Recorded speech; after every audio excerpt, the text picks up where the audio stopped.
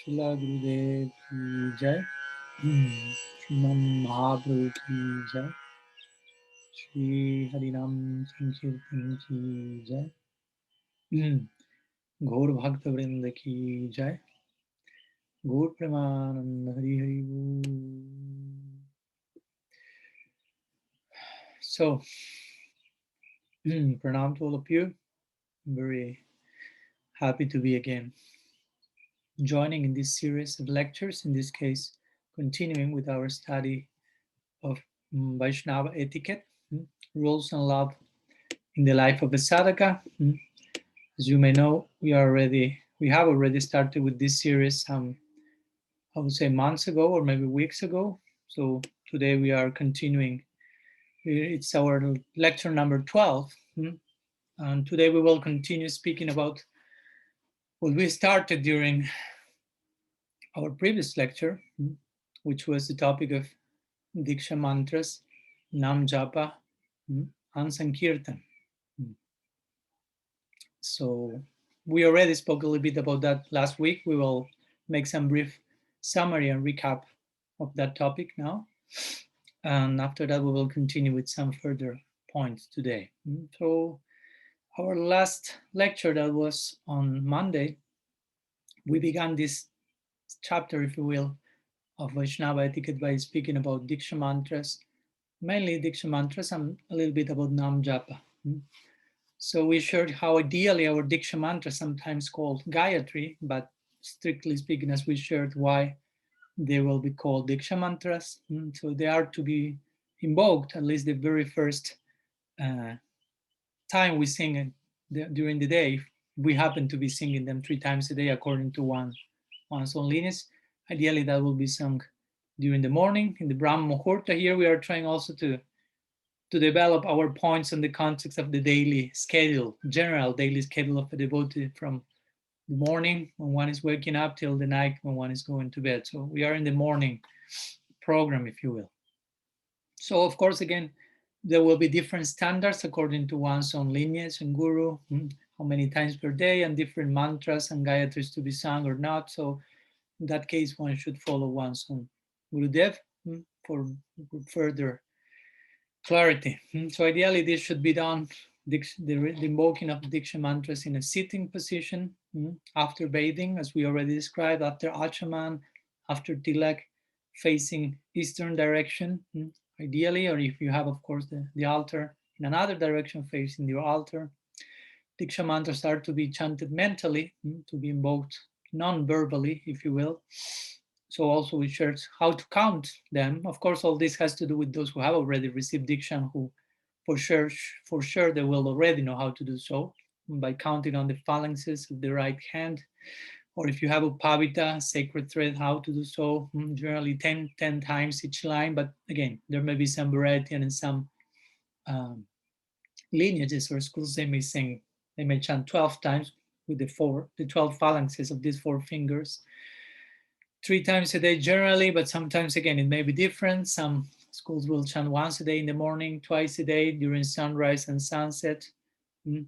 But what we say is that if we, in our particular lineage, are to be chanting these Diksha Mantras thrice a day, ideally we should chant them in the 3 specific sandhyams of moments of the day, and not necessarily all of them together in the morning, because during midday or afternoon we'll be too busy for stopping everything and chanting. The very idea of chanting along the day is in one sense to stop whatever we may be doing, so we can focus and, again, meditate about why we are doing what we are doing, for who we are doing what we are doing. So when chanting Diksha Mantras, of course, the idea is to be seated in the seated position. Try not to move yourself too much, but basically try not to do anything apart from concentrating on the mental vibration sound of the mantra and its meaning. So we shared some brief advice in that connection. Then we proceeded by sharing some ideas concerning Nama-japa, the chanting of Maha Mantra in the Japa Mala, the beads in the rosary. Today we will continue with that, but we shared some ideas. Of course, we didn't enter into the details of Nam Mahima, or the glories of Sri Nam, or even about the glories of Diksha Mantras and their meaning. That will require a separate series of lectures.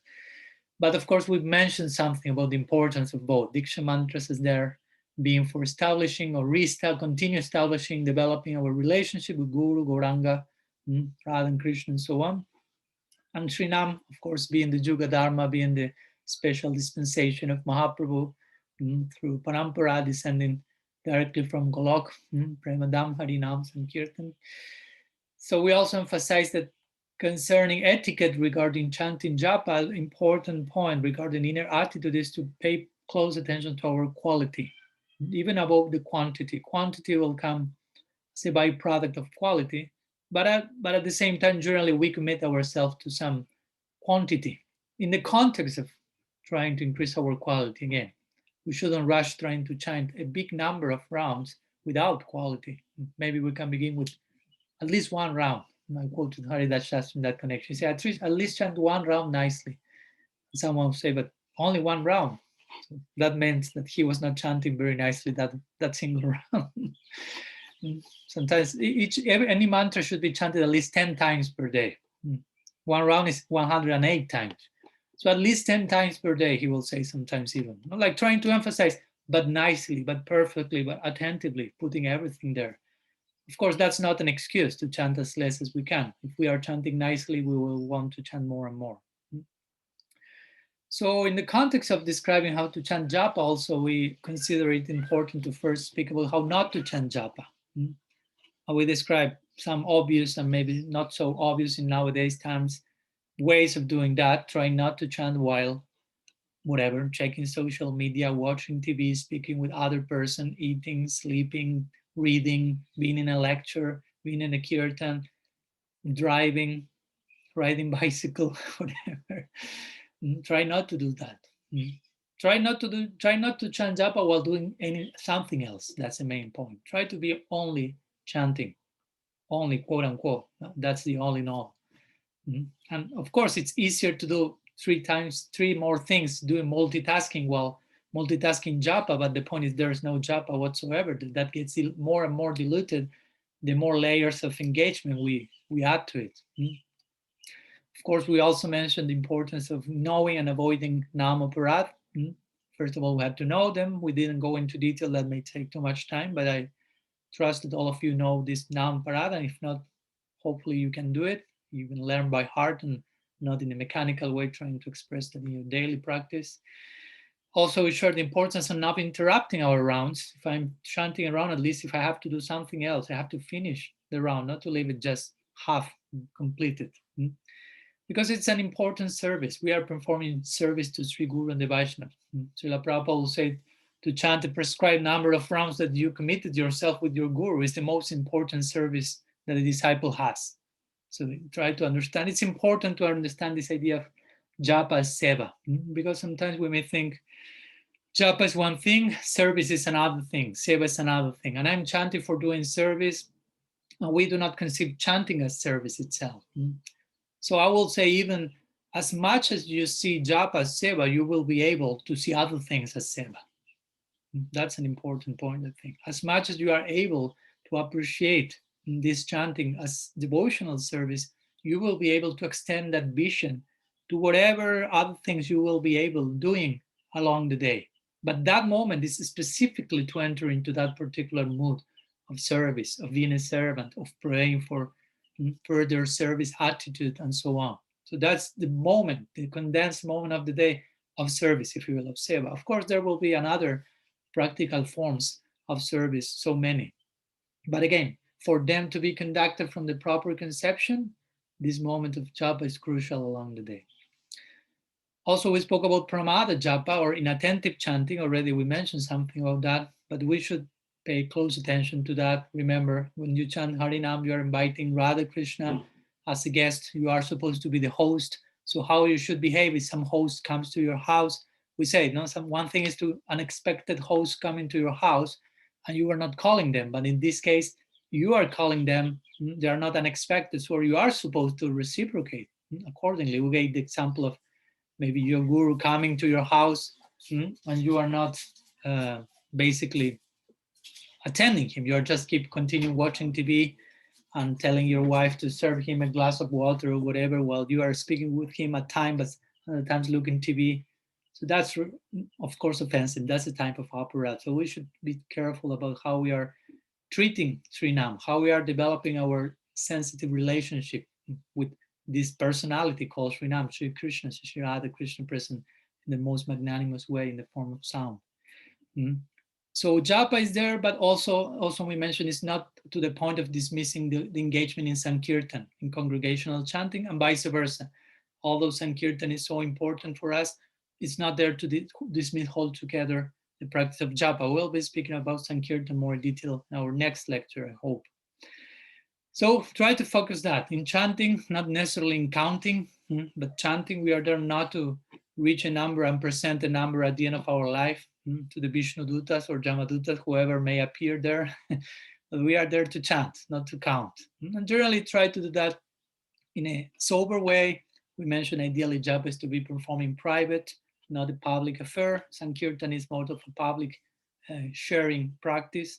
Japa has another particular complementary mood to it.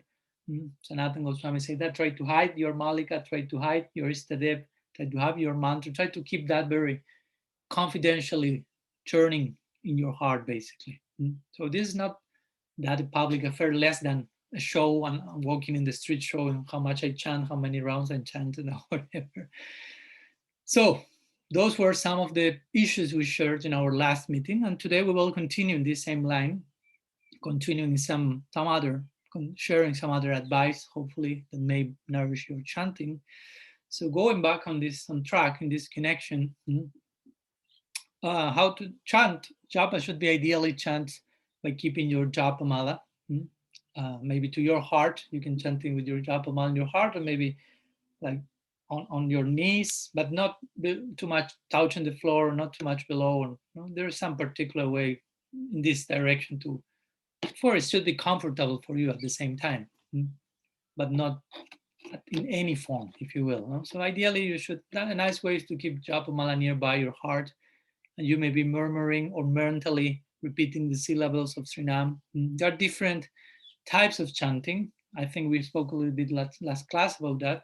Sanatana Goswami describes them in his commentary to Hari Bhakti Vilas regarding, well, actually japa, he says in his commentaries, upamsu. There are three types of chanting: Bachika japa, upamsu japa, and manasa japa.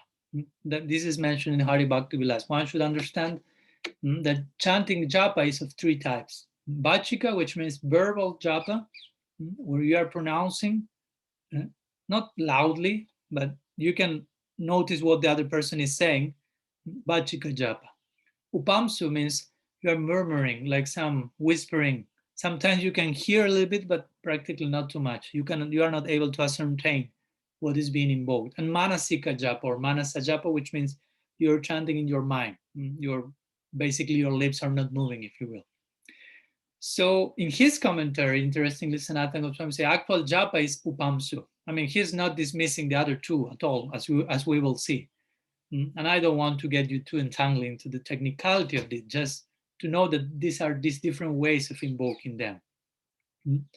So he says that upamsu is japa, strictly speaking, while loud japa is equals to kirtan, and mental japa equals to meditation or to smaran.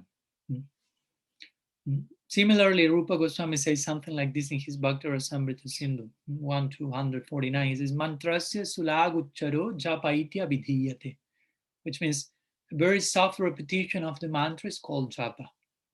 So there is some volume, upamsu. There's no too high. There's no non-volume at all. It's in between. So upamsu goes more closely to the conception of japa. But again, Sanatana Goswami describes three types of japa: Bachika, upamsu, manasa. And actually, he mentions in his Hari Bhakti Vilas, each one is progressively superior than the previous one. The point, which is the point there. So we have three types of chanting: loudly, quote unquote loudly, not shouting but loudly; audible, whispering, upamsu, and mental. Actually, Haridas Thakur, famous Namacharya of our Sampradaya, he used to chant 3 lakhs per day, which means 3 times 64 rounds. Do not try to imitate at home. And he to say that he chanted each one of these lakhs in one of these 3 ways.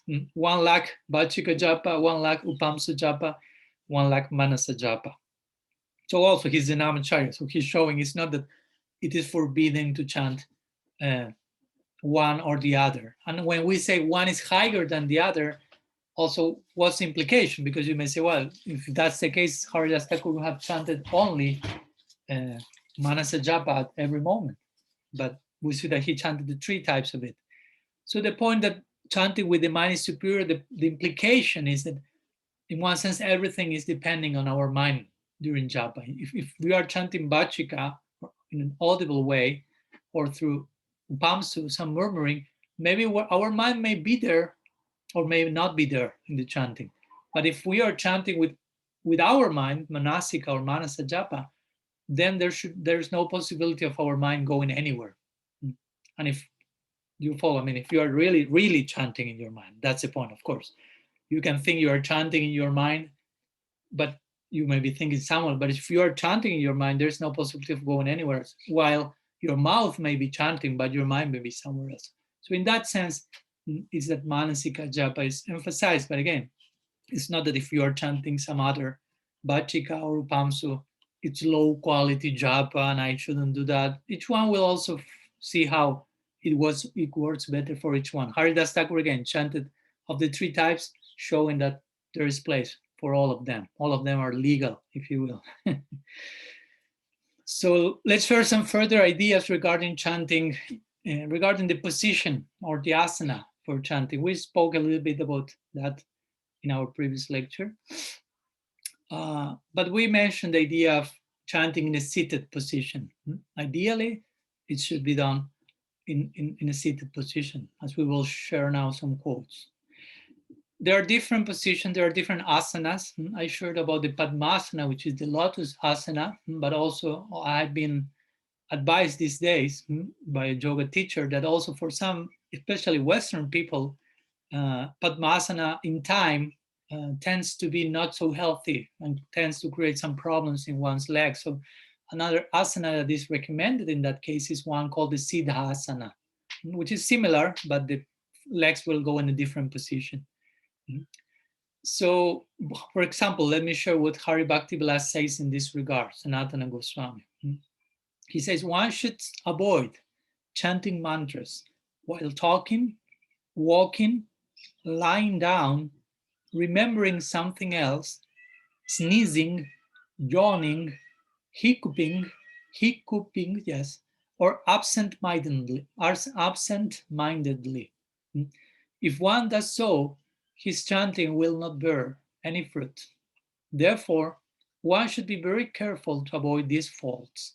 One should not chant mantras with his shoes on, while traveling in a vehicle, while lying on a bed, while spreading his legs, or while sitting in an unconventional position. So again, with this, I don't want to discourage any of you present here, which may feel that's too much, that's impossible. But I think it's important to also not relativize this type of statement too quickly. Sometimes some of the statements of Hari Bhaktivilas we have relativized according to, to our understanding of time, place, and circumstance. But I don't think this one is something that has to do with only Vedic culture and the society of the times during the Goswamis. But I think it has to do with trying to be in a quiet situation, in a quiet position, not doing something else. We have to go to the gist of this. Of course, as I mentioned, if you have some problems with your legs and you cannot sit on the floor, you can sit on a chair, you can sit on a cushion, a couch, whatever.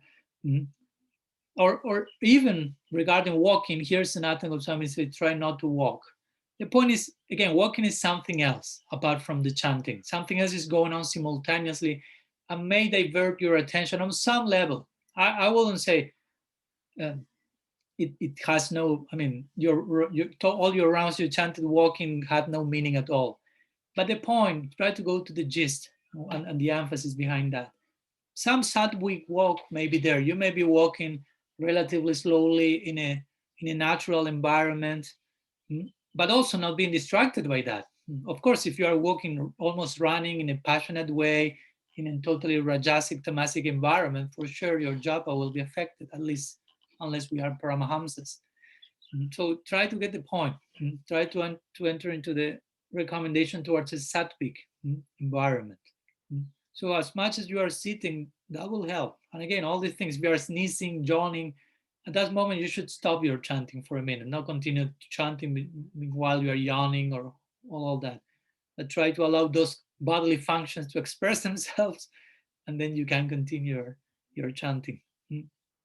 Of course, there may be exceptions to the rule. Again, if you have a flight during 20 hours, you may have to chant some of your mantras on the plane. But again, those are exceptions to the rule. So we should separate between exceptions and the rule itself. So again, we may have some sattvic walk, but if you may get distracted by that as well. You can go to a very beautiful environment, but you will end up doing sightseeing more than japa. All this will have to do with your own sincerity. You try to examine on yourself how that is affecting you. Is that really increasing your absorption in your mantra? Palena farishyate, we judge a tree by its fruit. So if that's helping, I have no objection to that. But generally, the important thing here is that we do not create if you will, a defensive system of excuses, that we very quickly have something to say to avoid doing what we know it's better, but it may be more challenging. So I know that for some it's, how to say, more comfortable to be walking and running and speaking and singing here and there and chanting japa, quote unquote, because you are not actually chanting. So that feels comfortable. If you have only to sit, close your eyes, concentrate on the sound, and chant while doing nothing else, that may be difficult.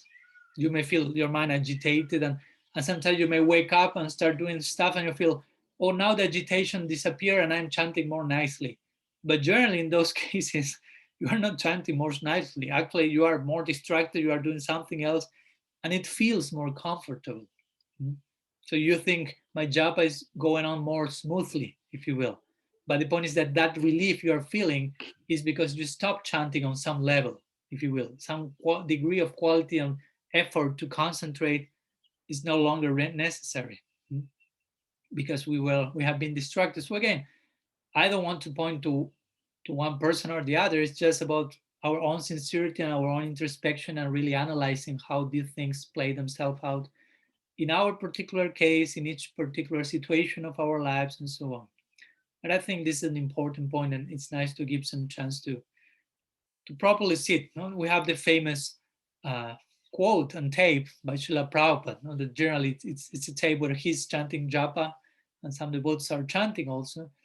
And at one point of the tape, but that had to come, the name of the tape was eventually called like that. He said, "Sit properly." So Prabhupada said that to one of the devotees who I imagine he was sitting and maybe he was like kind of lying and curving, or I don't know, going here and going there and moving too much or extending legs, or who knows, falling asleep. So many things can happen. So Prabhupada says, sit properly.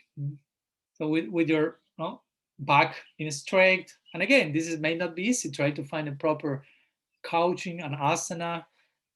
Prabhupada will say these three things generally. He will say, try to sit properly, good posture, try to hear. If you are not chanting manasika, try to hear attentively what you are saying. My Guru Maharaj will say that also. Try to hear the name. Just try to hear the name. What Srinam has to tell you. Do not be so eager about telling Srinam all the things you want, all the things you need, all the things you pray for, but try to give an ear, lend your ear. It's an interesting way. Instead of thinking, I am chanting, we will position yourself like, I am hearing what Srinam has to tell me. So we are not the main character, if you will, of the movie. We are to be an instrument. So try to hear the name. It sounds easy. Instead of thinking about this and looking about that and having a visualization here and there, because we sometimes may think, what should I think? What should I pray for? What should I look? And sometimes the project is more minimalistic. Prabhupada will say that. When someone will ask, what should I be thinking? Say, give your mind a rest and do not think about anything. But it doesn't mean be brain dead. Just concentrate on the sound, understanding what's the sound, who is the sound, and hear. And open yourself not to try to control the situation, because sometimes it has a lot to do with controlling. I am the one who controls. I am the one who is thinking about something, who is directing the practice. in the direction I want. Opposite to I hear the name and I let myself be carried wherever Suriname wants to take me. So again, hearing attentively, sitting properly, and good pronunciation as well. Good pronunciation. And again, for the chanting, ideally facing the altar, east direction. Also, I mentioned that. But good pronunciation is a good one also. Sometimes we may not be aware that we are mispronouncing the mantra. That happened to me. I have to share with you with full embarrassment, but I have to do it. So I remember some years back, maybe 1 year back, or 2 years back, I was chanting japa, and my Guru Maharaj came and said, "You are not chanting completely all the syllables." And I was really like, really? I mean, I felt I was doing that. I say, record yourself and hear yourself how you chant. And I did it. I chant the whole round, of course, without thinking I'm recording myself and I will do it perfectly, but almost forgetting that I was being recorded and I chanted. Then I heard the audio and I was totally shocked because I realized, oh my God, I'm not chanting all the syllables. Sometimes, yes, but sometimes it was just jumping over one syllable or one word. So I was basically chanting another mantra, if you will. So that was interesting. Again, this is not just a technicality and, oh, I have to chant the proper syllables, but also we want to pronounce the mantra as it is, basically. That's how it's described in the Shastra. Well, we find the Maha Mantra in the Kala Santaranya Upanishad. And before the mantra is shared, what was that this scripture says? Iti Shodasakam Nam Nam Kali Kalmasanhasanam Nataparatrupayo Sarvavidisha Drishyate. So that the very first line says, Iti Shodasakam Nam Nam. This name is made of 16 words. And then this particular mantra of 16 words is the method for Kali Yuga and so on. But it mentions these 16 words. So sometimes we may be singing, chanting less than 16 words. And so that's another mantra, if you will. So, or sometimes we sing the 16 words, but half of them are half syllable and cut or who knows what. I've heard, apart from myself, because generally you may be able to hear how others are chanting badly and you don't realize your own situation. I was there also, but sometimes I heard devotees doing the same, jumping over words and syllables. So I think it's important to keep that in track. So that refers also to remaining a sattvic thing, because you can really become rajasic and chant quickly, or maybe wanting to finish your quota, but you end up chanting again something else, something more, or something less, I will say. So I invite you all to that exercise as well. It's quite epiphany-like, if you will, if you have the courage to do so and be willing to accept whatever comes at the outcome. And also, I will say, not only check how we should not only check how do we pronounce Srinam, but also how we are passing the beats, because we can also be passing more beats than what we are chanting, or less beats than what we are chanting. Also, that can happen. You follow my point. You can be chanting one full Maha Mantra and you pass 2 beats, or you can chant 2 full Maha Mantras and you pass 1 beat. That can happen also. So in that case, instead of recording yourself, you can film yourself passing the beats, chanting one round without the malika for that case, and record yourself and also record your voice. So after that, you can see the video and see how you are passing the beats and how you are pronouncing.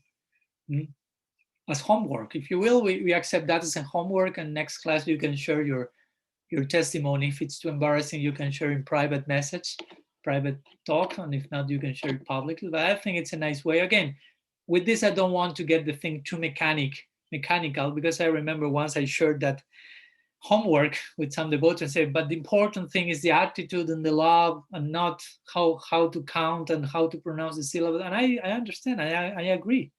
But the point, if you have proper attitude, you will want to do things properly.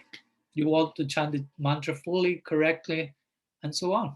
And generally, again, behind this proper attitude sutra, if you will, slogan, sometimes we try to hide our own failure, our own lack of concentration, or our own faults, if you will. So if you are willing to do so, next lecture we can share the result of it. So again, it's important to take care of the things, the mood, how we chant, the posture that we have, because if not, the gunas are still there, not in Suriname, but in our own life yet.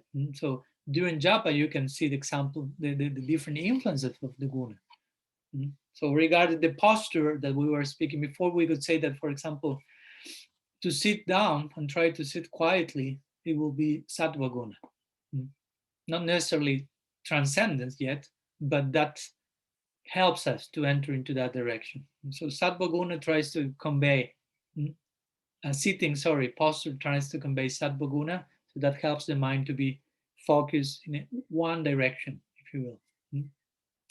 Maybe walking and running, what to do, what to say, and things, or doing stuff is more raja guna like. That creates certain agitation, some distraction, some movement, something else apart from what I'm been doing. So the mind can go in different direction, multi-branched maybe. And an example of tamaguna, maybe chanting and falling asleep. I've seen that many times. and we chant and not chant and fall asleep and come back, but actually we are somewhere else, if you will. So the idea with all of this is try to make an effort. It's not just, japa won't happen automatically. No, it's not just pressing a button and that's done, I'm there. No, we have to really voluntarily invest our will, our time, our present moment into trying to make an effort. Again, it's not easy. I'm not saying you will sit and your mind will naturally flow towards the sound vibration, and you will be totally focused in Sirada Krishna. That will happen eventually. But first, to reach such a level of absorption, as Srila Rupa Goswami will say, Tunditanda vinira timbitanute tandavalilapdaye. Now he's praying, give me thousands of years, thousands of tongues. When I chant these two syllables, Krishneti Varnam Dwai, Krishna, no, I receive so much nectar that I feel 2 years are not enough, one tongue is not enough. That will be the final converging point of our chanting. But in order to reach there, we need to take advantage of the mercy that came, further mercy, and for that, we need to make an effort. As my Guru Maharaj will say, we have to make an effort in order to obtain mercy. That's not so easy. In order to beg for mercy and to feel ourselves in need of mercy, we need to make an effort to recognize our present condition, to recognize our situation, our needy situation, to be humble enough to really accept and beg for that mercy. It's not a cheap thing to beg for mercy. It's not that we can do it naturally. Generally, as conditioned souls, it requires an effort. So the question is, are we really making that effort? Or could we make a better effort than the one we are making? Because it's not black and white. It's not I'm making an effort, I'm not making it. So we have to be sincere and maybe probably realize I could do it better, but I'm not doing. So that thing that I'm not doing, that's keeping me from changing for the better, maybe that's the reason why I'm feeling whatever disturbance in the present moment.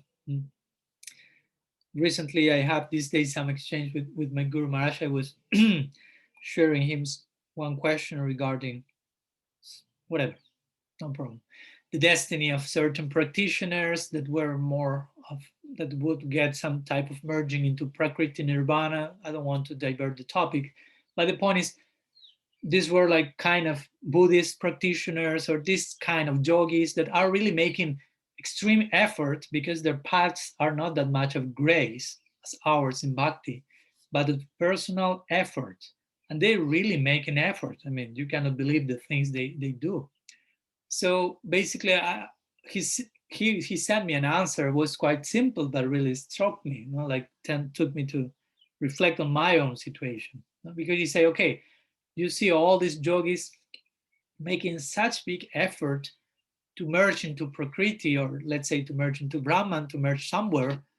And we, he says, should be doing that same effort for Chetu Darpana Marjana, to begin with, for cleaning the mirror of our chitta. No, it's not that, oh no, these yogis are making this effort because their path is not the one of grace. We are part of the path of grace, so we do not need effort. That's not like that. If you really understand how undeserving is the grace you are receiving, how less you deserve that grace, you should really be so moved that we will try to reciprocate with the best of your effort. Even we should be doing more effort than those yogis which are so seriously threading their respective paths. So we shouldn't abuse. The point is the principle of grace. It's not a cheap thing. So we should need to make an effort, and that will put us out of the comfort zone. I remember one Christian saying that he said, if it's not pinching you, then you are not giving. Real giving has to pinch on some level, of course, some sustainable level, no neurosis.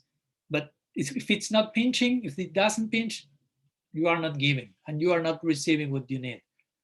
And so all this has to be expressed in the context of japa. It requires time, it requires effort to concentrate the mind, to pay attention. Mind will be going somewhere else. There you have a chance to realize the nature of your mind now, to pray for higher mercy, to realize I'm so fallen and so needy, so vulnerable, and to pray with more sincerity, with more humility, you'll receive further empowerment, mercy, inspiration. The mind will go eventually, and in this way, gradually, Chetu Darpana Marjanam, Chetu Darpana Marjanam, you will be able to go through higher even stages of chanting.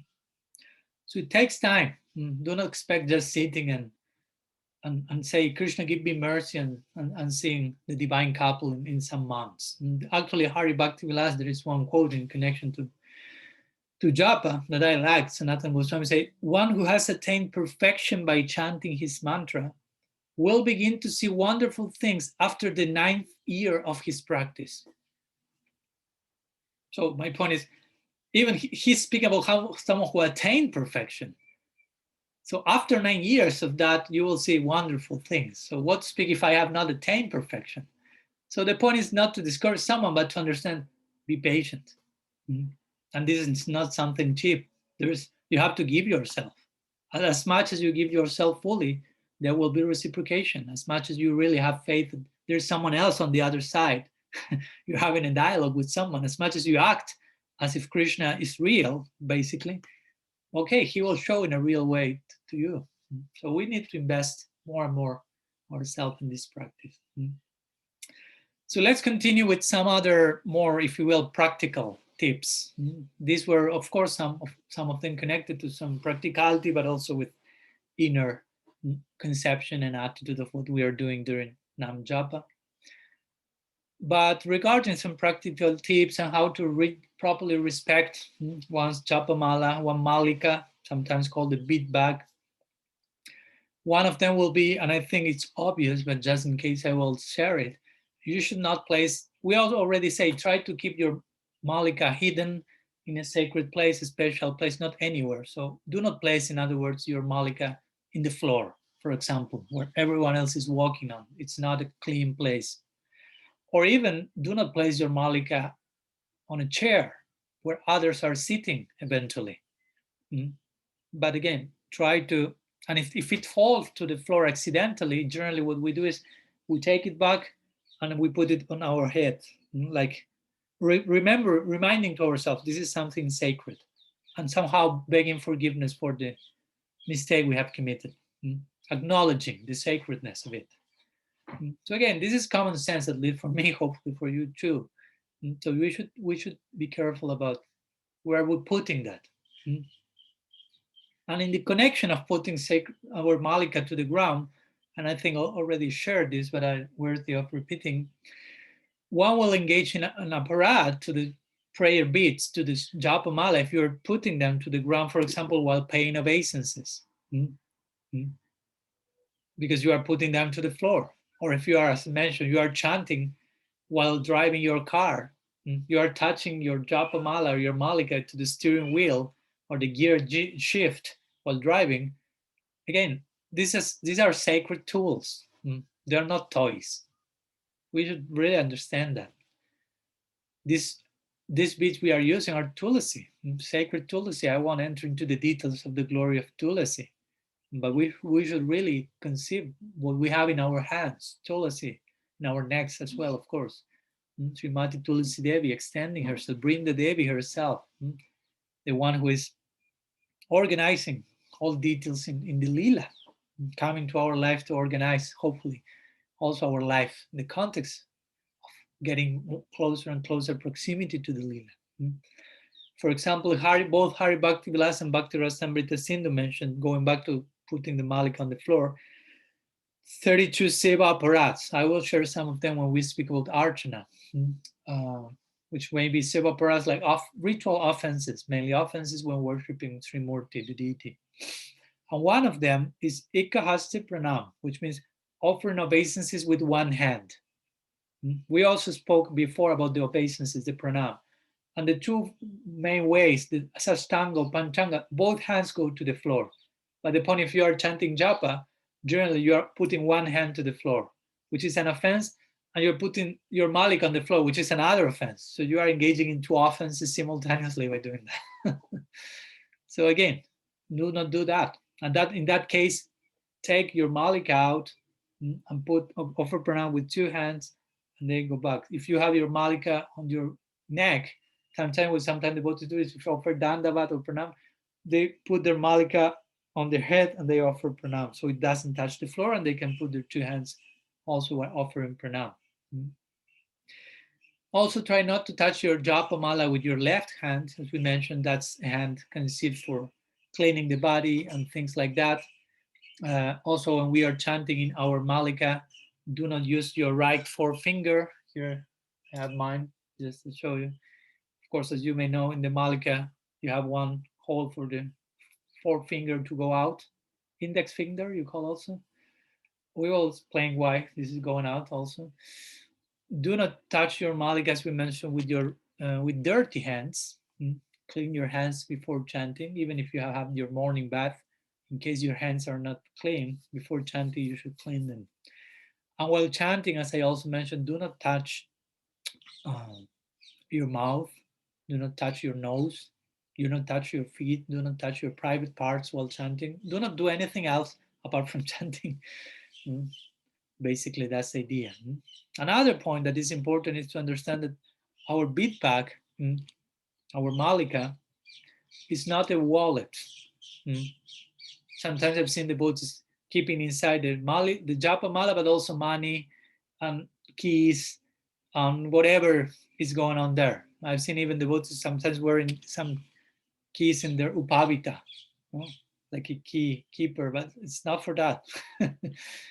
Of course, sometimes the malika has one little pocket, as you can see. Mine has, most have nowadays, but this was not used in the before. No, this is more like a Western thing, I would say.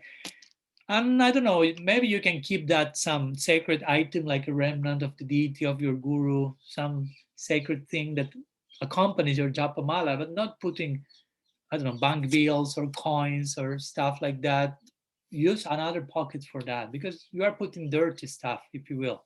Money, for example, externally speaking, can never be cleaned, and it's coming and going. It's not the proper place to keep it with your sacred tulsi beads and so on.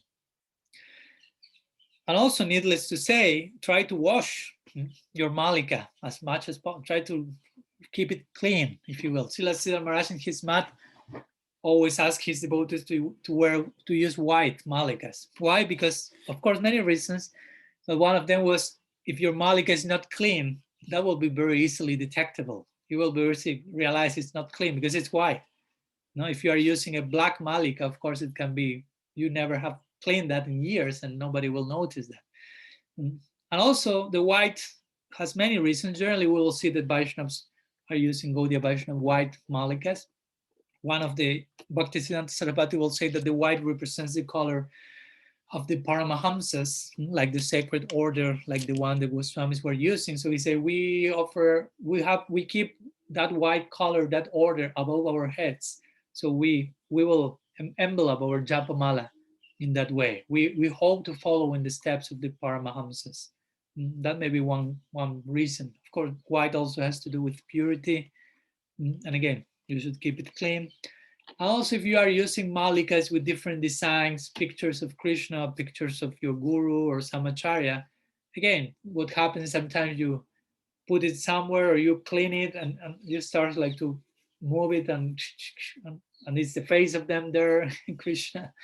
So at least personally, again, I'm not establishing a rule here, but personally, I choose not to use those designs, whether in my malika or in a t-shirt or anywhere, because again, sometimes you have putting that in certain way of places that may not, I may not feel comfortable with that. But the point again is to try to keep it clean, try to keep it hidden also. Generally, sometimes it's, again, as Sanatana Goswami said, malika, gopayet nija malikam. Try to hide your malika. Sometimes the Vaishnava also chant japa by covering their, not only their japa mala with their malika, but their malika with some cloth, whether a chadar or whatever. I mean, again, it's like trying to help us in the direction of this is a very confidential issue. Mm. Not necessarily has to be done like that in every single sense, and if, because if not, you are doing aparat. I'm not saying that, but it may help to our meditation. Mm. What else? Let me share some further ideas before finishing. Some words regarding the beats, the beats we are using in themselves. So Hari Bhakti Vilasa speaks about different types of beats, different types of japa mala. Mala, as I mentioned, means garland. And so a garland for engaging in japa, in this particular meditation. So we are using a japa mala of 108 beats, which is a very usual number that tends to, if you will, symbolize, represent divinity. Stotra Sat, when we invoke the names of great personalities, we precede them with this number. And in Hari Bhakti Vilasa, Sanatana Goswami speaks about three types of japamala according to different sites: Uttam, Madhyam, and Kanishta. He says the Uttam japamala consists of 108 beats, the one we use in Gaudiya Vedanta. The Madhyam japamala consists of 50 beats, actually. And Kanishta japamala consists of 25 beats. And also he mentions different materials for the japamalas, rudraksha and jewels and this and that, and different merits that you can attain connected to chanting in each of them. If you chant with this japamala, you have 10 times merit in comparison to that one, and with this one, 100 times merit of that one. But again, there is some relative consideration there, some type of, if you will, promoting certain ideas that may be more in the context of Varna ashram system of the time, and not so much with the Gaudiya ideal of Uttam Bhakti. Even Sanatana Goswami in that context to further emphasize the relativity of some sections of Hari Bhakti Vilas, and I appreciate that as well, of course, in context. He will speak about different types of beats for different purposes in chanting. Interesting. Like he will speak about chanting for subduing your enemies, chanting for controlling others. And of course, we will say, well, that's not the purpose of our chanting. But he's mentioning that, like implying there's people who will do that, and they want to know how to do that. So he mentions that there, different miles for that. We want to be controlled. Of course, our proper chanting will eventually control Krishna by the force of bhakti. But of course, what he was mentioning there has to do in another way. Of course, we want to subdue some enemies, our own mind, and so on. But what Sanatana Goswami was mentioning there was more in the relative context. Again, Varnashram society of the time, not our school, if you will. Of course, he also speaks about the Gaudiya conception of chanting, which japamala. So we use, again, an Uttam japamala, 108 beats made of tulsi, and we chant, of course, with the purpose of surrender and begging for service to Sri Sri Radha and Krishna through the medium of Sri Guru and the Vaishnavas and so on. And how do we chant? As you may know, but already, just in case, I will show you very briefly. No? So we will chant from with our, let's imagine that I have my hand inside my malika here. You have the 108 beats and one extra beat that is generally this one with some extra cloth there, called the sumeru, sometimes the head beat, if you will. So one should not cross over this sumeru, sometimes representing Krishna. So we will start with the bigger beats. Generally, you have bigger, and gradually they get smaller. So we'll start with the bigger beats, and generally we will use these two fingers, not the index finger, but we'll use the thumb, basically. And now I will share some words on the middle finger or maybe the thumb on the ring finger you call, basically, and you end the whole round. When you reach there, you do not walk over, if you will, the Sumeru mountain, but you go back, backwards, if you will, chanting the next round.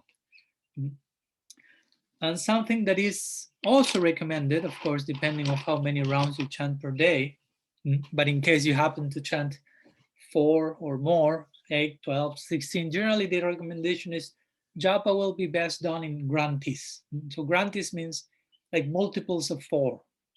So it means in 4, 8, 12, 16, sometimes we hear 32, 64, 2 times 64, 3 times 64, but generally all these are grantis, are multiples of 4. Again, each case is particular. In some cases we have seen Guru may say to disciple, at least try to chant one nicely, of course, at least. That's the topmost limit. So that is to be arranged with one's Guru. But regarding, as I mentioned before, the how to chant and the mind and the finger and the mind as well. Hari Bhaktivedanta Sanatana Goswami, he mentioned that while chanting within the mind or some other way, one should hold a bit with the thumb and the ring finger while chanting softly. One should hold a bit with his thumb and middle finger also. Now these are the options. These two, this and this. But this and this is not mentioned, it's not too practical. And this finger, as we know, as I mentioned, will be outside of the Malika. Sanatana Goswami points that there. He says, never use the index finger while chanting.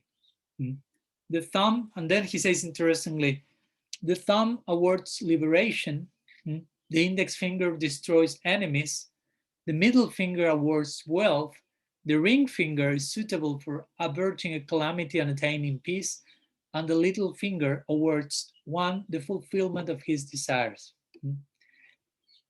So we are trying to not to destroy enemies in one sense, outside enemies, but we may use the other fingers, not trying to obtain liberation, which for us is not mukti, is bhakti. That's the real liberation, mukti pade.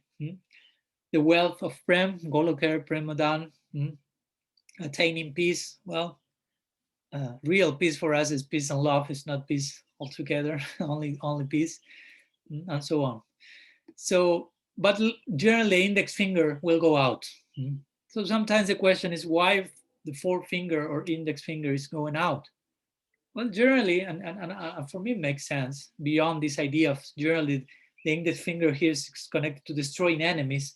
It has to be with the pointing, pointing others. The principle I will say is that pointing others. The enemy is outside. I have to destroy them instead of pointing. No, as the saying goes, when you point with this finger to one person, you have 3 fingers pointing to you, back to you. So, so the point is, you should be really attentive to your own self. As once Prabhupada Bhaktisiddhanta said, we should deal with every wrath. Anger should be expressed in the context of the enemies of Krishna. And then he said, but first we should ask ourselves, am I not an enemy of Krishna yet? In that sense, I should point to that enemy, if you will, the mind out of control. So pointing others, accusing, criticizing, prejudice, gossip, all this unending flow of possibilities that are really delicate. Interestingly, the other day I was reading one book that they was describing that the word Satan, that in Christianity refers to the devil, if you will, Satan, etymologically speaking, Satan means the accuser. So that's a good point. I mean, we are not that free of that, if you will, the accuser. So, and recently I also was reading one article about gossiping, how it's so unbecoming for devotees, and how, and it has to do with this finger again, because you are supposed to be chanting. The point is, while you are chanting, you are not supposed to be thinking in terms of other enemies, apart from your own enemies, and engaging in Chetudarpana Marjana, and not pointing the other's fault, not gossiping, not even in your mind, what to speak while chanting in your mind, thinking about faults of other. Gramya Kadana Sunive, Gramya Vartana Gahive, says Mahaprabhu to Ravana Das. Do not speak gossip, do not hear gossip.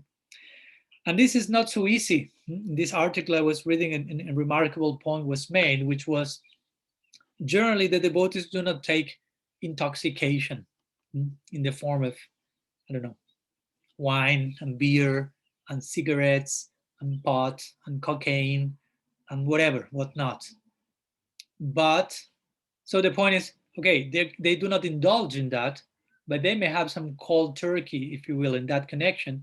So how to dovetail, if you will, that they may end gossiping, and that becomes a form of intoxication, if you will, because generally when one embraces intoxication, is a way of uh, being evasive about certain things, distracting oneself, finding relief from one's suffering. So similarly, gossip is like that, criticizing others so to feel better with myself, quote unquote.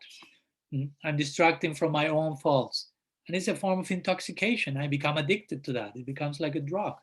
So it's not so easy to say, I'm not doing any intoxicants, I'm not taking this and that and that. If you are not gossiping, I believe you fully. Because we may not take all of the other intoxicants, but we might be overindulging. Indulging in gossiping, that's already overindulging. So this finger outside is there to remind us of this very important principle, which is a great, solid, powerful foundation for our chanting. So some ideas that also are connected, of course, of the inner attitude about how to chant.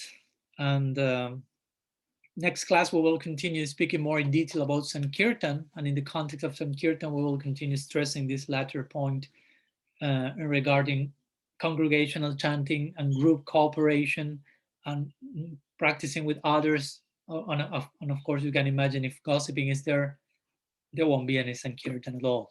Even your finger may be here, there, playing with. So some ideas I wanted to share today with you. And we can give some place for questions. If you have any questions, I will unlock the option of unmuting so you can present whatever you have.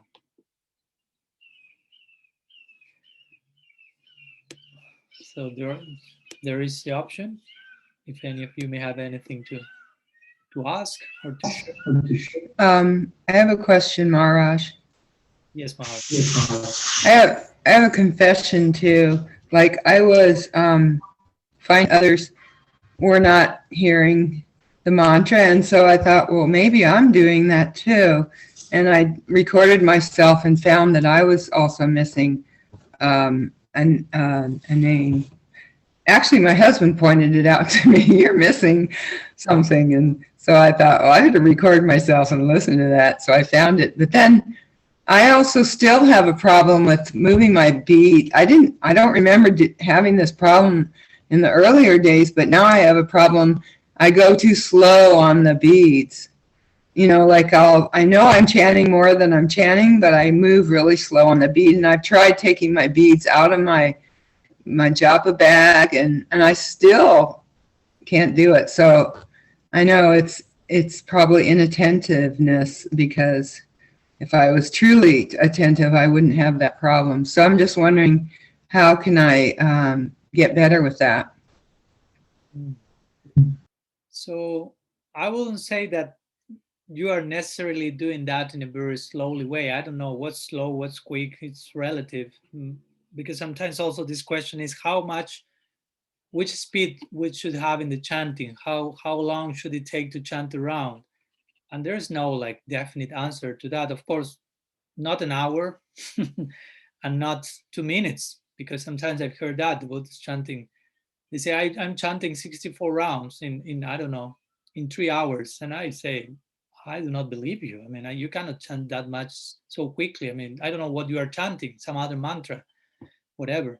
So, but also the opposite. If you get too slow, that may tend to be some inertia affecting that, if you will, some tamasic influence. So I'm not saying you are doing one or the other, but one should try to chant in a rhythm that is really keeping one attentive to what one is supposed to be doing at that moment. And also some point that regarding chanting, sometimes I see devotees having like the beat back and the malika, and when they're chanting, I won't do that because I don't like it, but they start like to shake, no, like the malika to really I don't know, trying to turn the malik out and making something appear. And that's also not so healthy. I mean, it has nothing to do with the chanting in itself. There's no need for you to be moving, your hands like this and shaking the poor Tulasi Devi. So it's like, try to be as sattvic as possible. Of course, those may be symptoms of Rajaguna trying to express itself here and there. Or maybe even if you are sitting, you may be like moving and moving like this and this and that. And ideally, all that's our external symptoms that internally it's difficult to keep quiet. But at least it should make us aware that what's our present situation, not to get discouraged, but to acknowledge that and take the necessary steps and make it gradual. This is a gradual process. There is no like perfect formula that in 1 weekend you will be doing that perfectly. Even at some point, if you are chanting and you feel I'm too agitated or for whatever reason, of course you can stop for a while and go back later. It's not that you have to chant, I don't know, all your rounds in a row. Also, that may help. You can chant in different sittings, if you will, according to your timings. Again, if you can chant all together, it's nice also because sometimes it takes some time to enter into the mood, if you will. You chant 1, 2, 3, and you start to churn more and more the chanting. And if you chant one now, one after 1 hour, one after 1 hour, that may be a little bit more diluted. But it depends one's timing. For example, I remember Srila Bhakti Pramod Puri Maharaj, he used to chant 1 lakh per day. And he said, well, you can chant, it's easy. You chant 16 rounds in the morning, 16 rounds after breakfast, 60 rounds after lunch, and 60 rounds after dinner. And you have the 64 rounds along the day. And of course, he had the time for doing that, and he had the taste for doing that. But for most of us, both things are maybe not there in the topmost degree. So we may think, oh man, but I chant 16 after lunch, but that's 2 hours maybe or more, and 2 hours more. And at the end of the day, it's like 8 hours or more. So not everyone has that time, and not everyone has the capacity of that, the mental energy, the physical energy. So again, we are to be honest about everything, our present situation, and real honesty also includes the desire to improve my present condition. Also, it's not just okay, I'm fully honest, this is my present situation, so do not ask more than for me. No, I'm fully honest means this is my present condition, but I want to make myself better, so I open myself to that in a sustainable level. So again, do not be discouraged. Just try to chant as much as you can in your the way that you feel it's better for you. And it's not a matter of being too quick, too low. And try to do it as you feel it's really working. And that will be a different answer for every devotee. Okay, I hope that helps, Mahara. And I don't know if there is any other question. Thank you. Thank you. I have a question, Maharaj. Yes, Brigupal. Dandavat Pranam. I wonder if you know anything about this this system of chanting. You briefly mentioned it, or maybe mentioned it. In Radhakund, there seems to be a system of chanting where 16 or 64 rounds takes about 2 hours. 2 hours. Yes, I've heard many devotees say this, that 64 rounds takes 2 hours. And of course, it's completely different from the kind of chanting we're doing. And Guru Maharaj sometimes explains that the way Haridas Thakur was chanting when he was doing 3 lakhs, that means that he was doing chanting 24 hours a day. So that 1 lakh would take about 8 hours. But I wonder if you know anything about how this system has developed of 1 lakh in 2 hours. Yeah, to be honest, I've heard about that as well.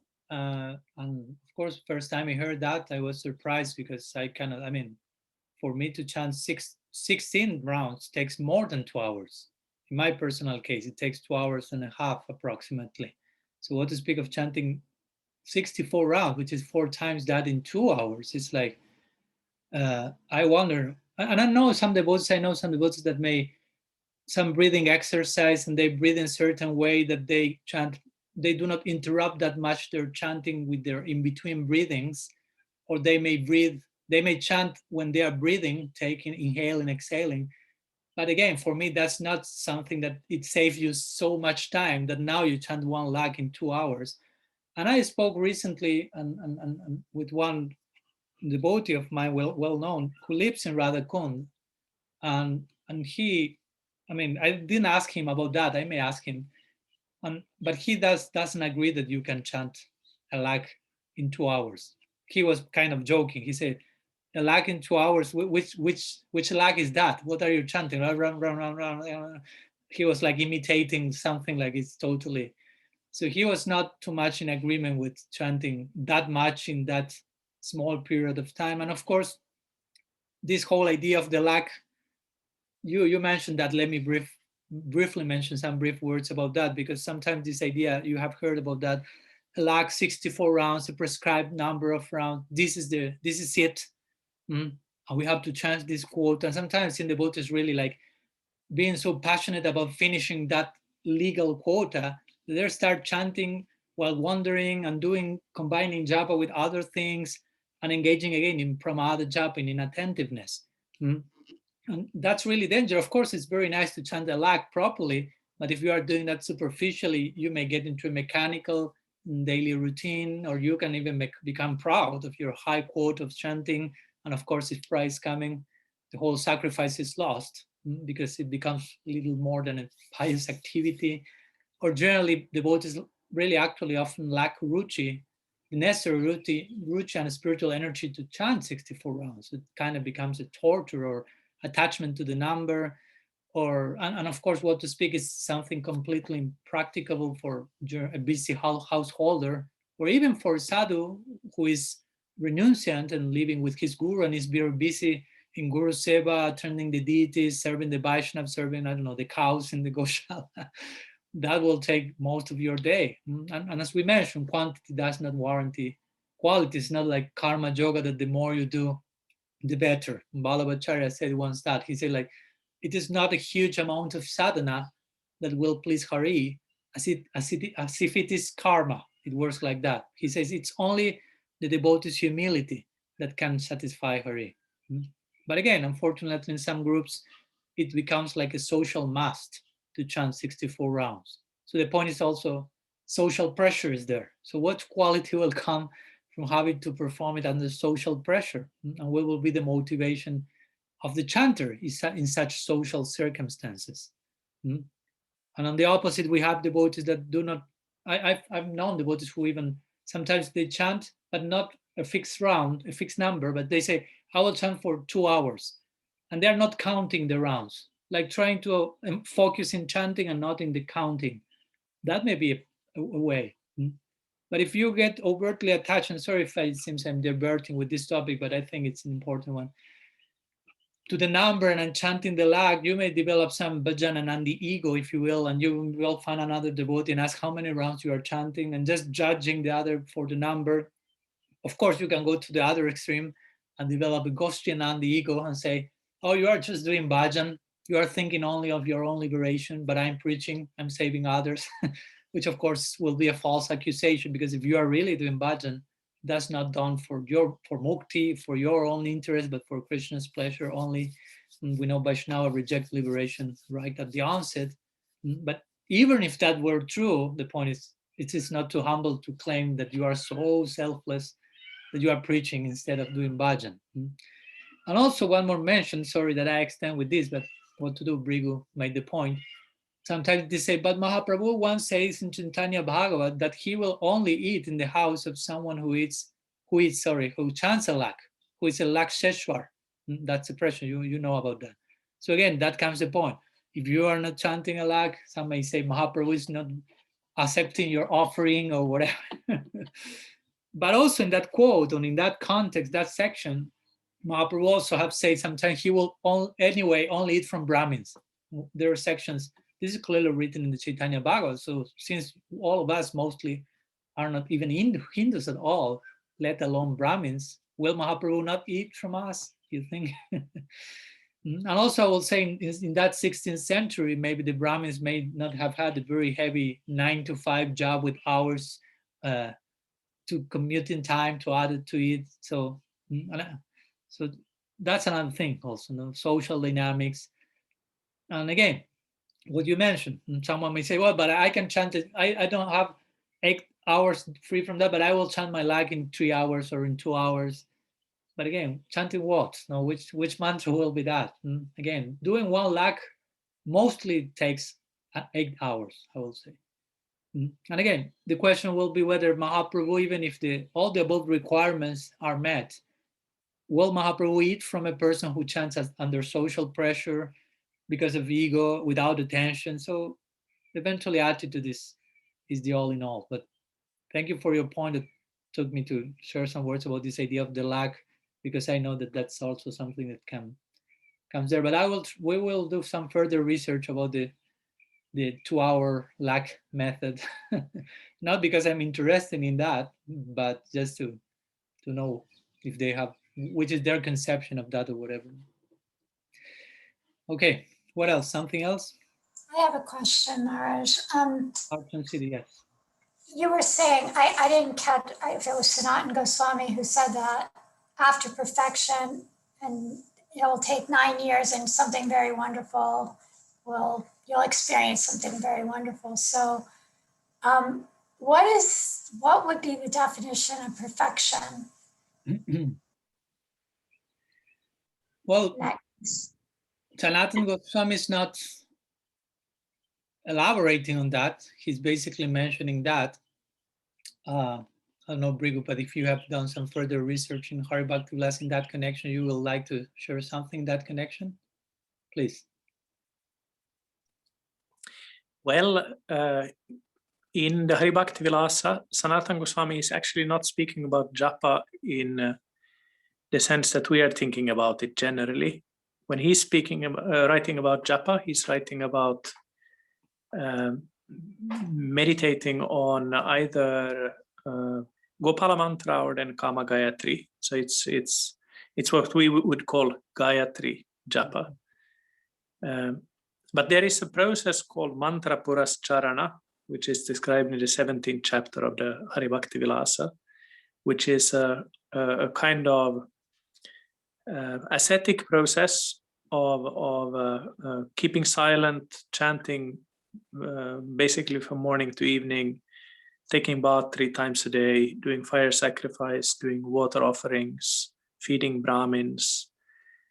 And the idea of this procedure, which usually takes, I think, a month, is to achieve perfection in a mantra. So that's kind of the idea, is that the mantra will then after that be alive and it will be fully functional. And this is something that is rarely practiced in Gaudiya Vaishnavism today. But it's interesting that Jagannath Das Babaji, he did this mantra purascharana, and he used to say to his disciples that if you want to have darshan of Gaur Nitai, you should do this. I haven't, unfortunately, but it would be nice to try it. So that's what I can say about that. Okay, thanks for sharing. And I should add to that, of course, if we want to, if you will, with the permission of Sanatana Goswami and Brigupad, to overextend the example to the practice of japa regarding the Maha Mantra, it's a similar idea. When we speak about attaining perfection in the mantra, generally the conception is you will attain darshan of the Istadevata of the mantra. You have the darshan of the deity that is represented in that particular mantra. So again, that may take considerable time, whether it's Purascharana or whatever method. So I took that statement in the context I presented, basically to imply that you don't take this cheaply and think that this will happen in this particular time, that particular time, and to emphasize the point of personal effort in the practice, because it's not something that sometimes we, again, abuse the notion of mercy and tend to become relaxed because we have so much mercy, the greatest quality of mercy coming from Mahaprabhu. And that may be counterproductive if we are not really properly conceiving and appreciating that humbly. If you really understand the nature of that mercy, you will do your best effort. Once my Guru Maharaj said that, you act as if everything depends on your effort, while actually knowing that everything mostly depends on mercy. So I felt that's a good one. Yeah. I will try to act as if there's no mercy, if you will. But in the background, I really know almost everything is mercy. If I can make some effort, it's because of mercy, actually. So it's my trying of reciprocating that. Thank you so much for the contribution, Brigupad. I don't know if Avinash has a question. I see there's one hand raised there. Yeah, thank you, Maharaj. Maharaj, I have questions that during this, you said in this class that Manasa Japa is really powerful.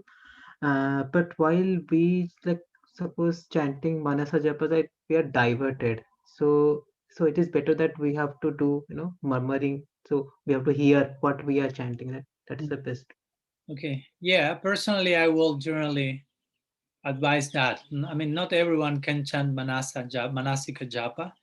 I mean, you can try, and of course, that will take effort, as with any other forms of japa. It's not that any of the three will immediately work without your effort, but some of them may require further inner purity, because again, manasika japa is more connected to smaran, to your inner body, to full concentration in that subtle part, and most of us may feel that this is too much, and sometimes that's why there's another way of chanting japa, which is upamsu, which is bachika.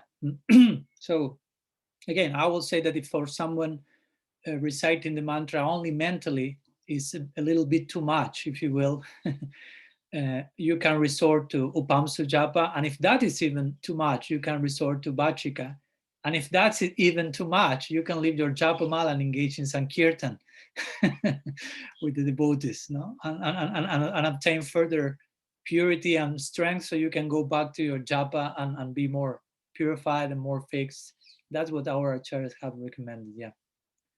Again, in a general way, each one in one specific case will find their own, what works better for one. But fortunately, we have these options. It's not that you only do it like this, and if it's not working, sorry, you are not for this. Now, we have some options, but even in all of those options, we'll have to make some effort. It's not that I will look for the easiest one, so I don't have to. So I have to make the less effort. So, but of course, you can take the most difficult one and try to make your highest effort, and it may be too difficult to sustain also. So you have to really see how much you can sustain your practice doing your best effort, but at the same time not getting discouraged, for example. So having some result really that can nourish your enthusiasm. Okay, what else? Any other question?